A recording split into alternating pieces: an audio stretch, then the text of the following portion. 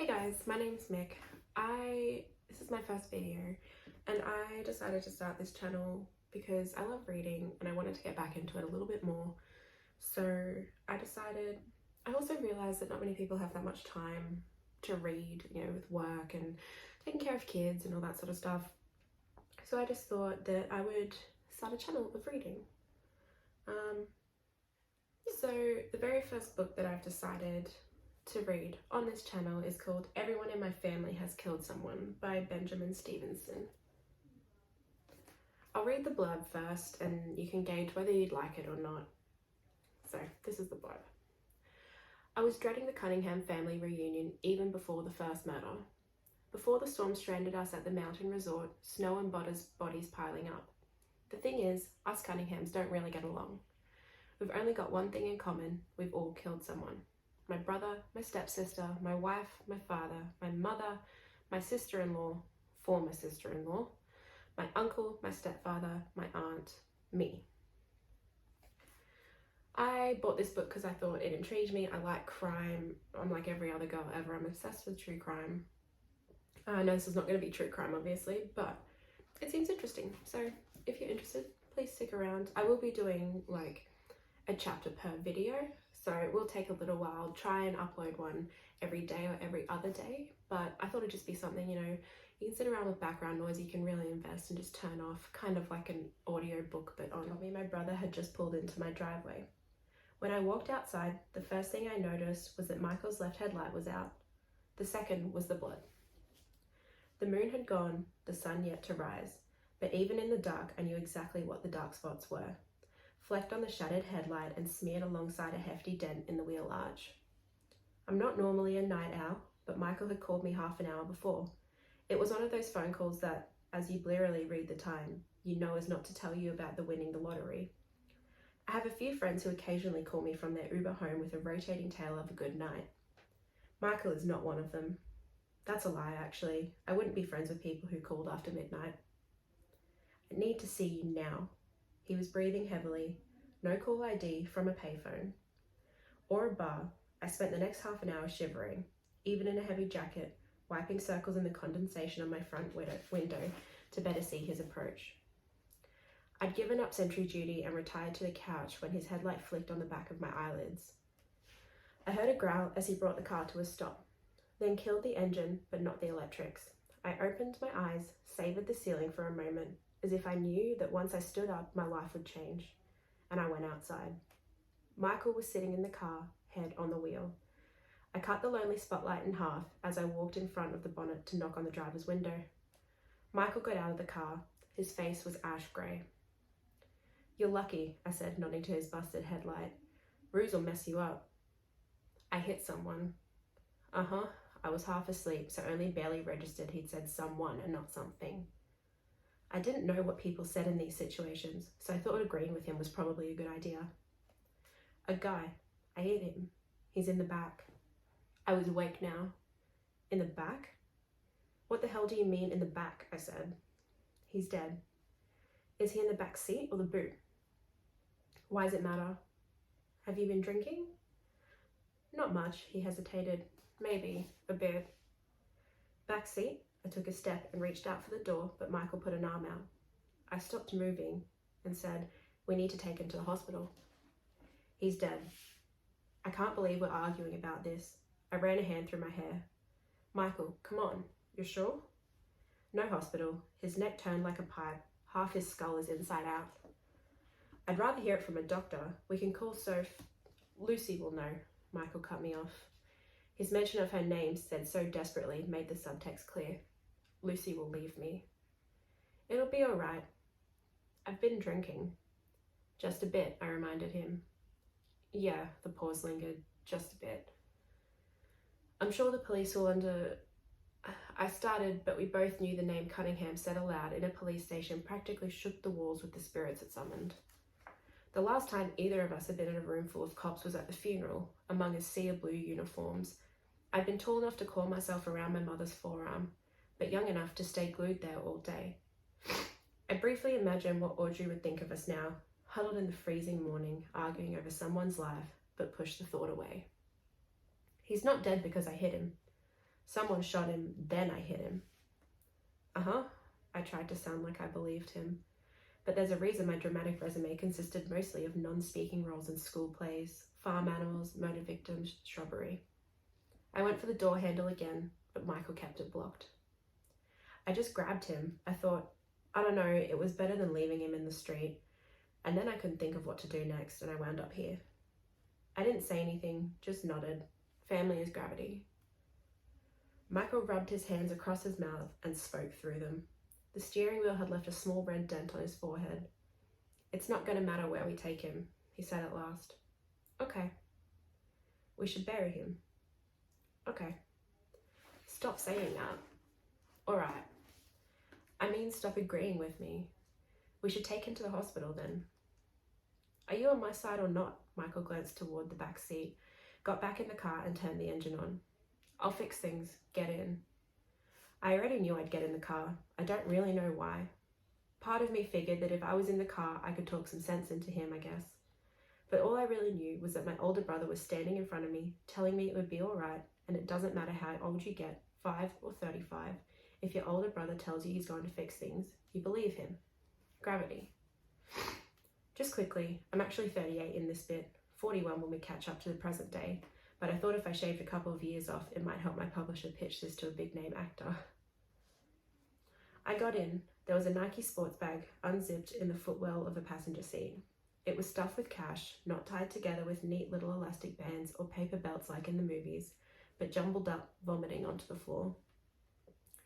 It felt strange to simply rest my feet on it, because there was so much of it and, assumedly, the man in the back seat had died for it. I didn't look in the rearview mirror. Okay, I shot a few glances, but I only saw a black lump of a shadow that looked more like a hole in the world than an actual body, and I wussed out every time it threatened to come into focus. Michael backed out of the drive. A shot glass or something rattled across the dash, fell, and rolled under the seat. There was a faint waft of whiskey.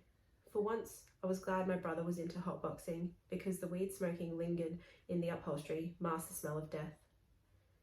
The boot clanged, latch broken, as he bounced over the curb. A horrible thought shot through me. He had a shattered headlight and a busted trunk, like he'd hit something twice. Where are we going? I asked. Huh? Do you know where we're going? Oh, the national park, forest. Michael looked across at me, but couldn't hold my gaze, so he threw a furtive look to the back seat, apparently regretted it, and settled on staring forward. He started to shake. I don't really know. I've never buried a body before. We'd driven for over 2 hours by the time Michael decided he'd taken enough dirt roads and pulled in his rumbling cyclops of a car into a clearing. We'd hopped off a fire trail a few kilometres back and wound our way off-road since. The sun was threatening to rise. The ground was covered in glittering, soft snow. Here'll do, said Michael. You okay? I nodded, or at least I thought I did. I mustn't have moved at all, because Michael snapped his fingers in front of my face, forcing me to focus. I summoned the weakest nod in human history, as if my vertebrae were rusted shackles. It was enough for Michael. Don't get out, he said. I stared straight ahead. I heard him open the back passenger door and shuffle around, dragging the man, a hole in the world, out of the car. My brain was screaming at me to do something, but my body was a traitor. I couldn't move. After a few minutes, Michael came back, sweating, dirt on his forehead, and leaned in over the steering wheel. Come help me dig.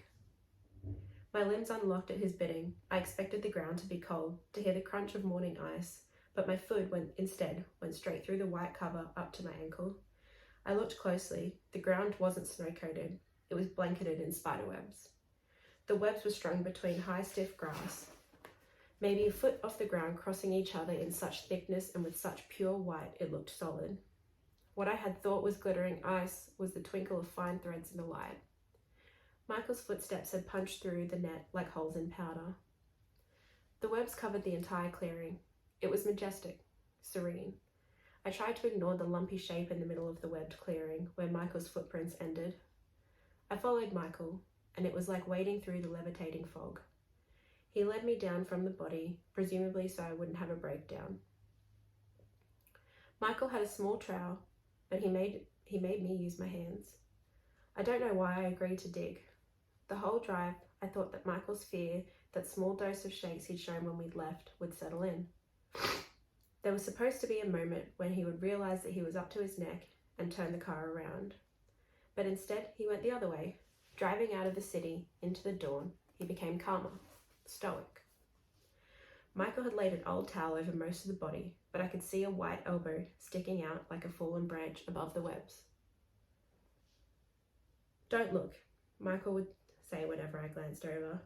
We kept going for another 15 minutes in silence until I stopped. "Keep digging," Michael said. "He's moving." "What?"